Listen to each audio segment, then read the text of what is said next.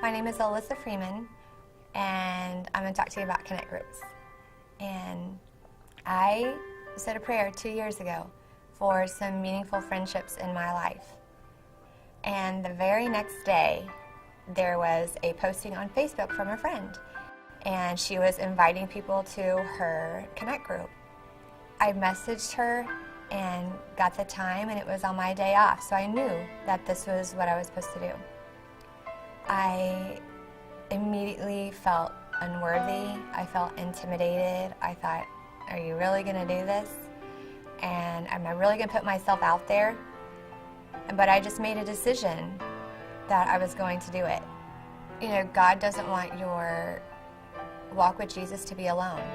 And when I was at home and I had babies crying and laundry to fold and dirty dishes and my husband was gone, I was very overwhelmed. At the same time, I was going through all these other feelings. I knew there was something else bigger and better out there, and I so desired it. And when I became a part of this Connect Group, little by little, a lot of those things went away. And we all talk about what's going on in our lives. We pray for each other. We talk about marriage and cooking and finances and the Bible, and we just talk about life, and we're real with each other. I specifically prayed for two things. I wanted to hear God, and I wanted Him to use me in some way. Paul called me Wednesday morning, right before my group, and he asked me to share some things about our Connect Group, but I just didn't feel worthy enough. We were at group that night, and I just felt the stirring of the Holy Spirit. It just kept getting stronger and stronger, and I just didn't feel like I could leave the house without sharing my story. And what I kept thinking was that Paul had asked me to get on stage to share my story about my amazing friends.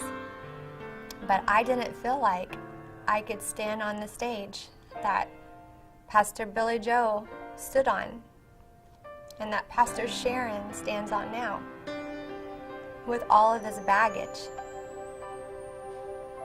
and without a pure heart.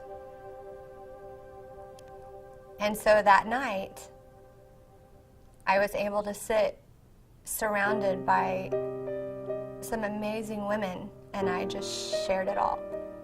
It just all came out. And instead of judging me and laughing or being disgusted or disappointed, which was everything that the devil has ever told me, they loved me, they embraced me, they hugged me, they prayed for me.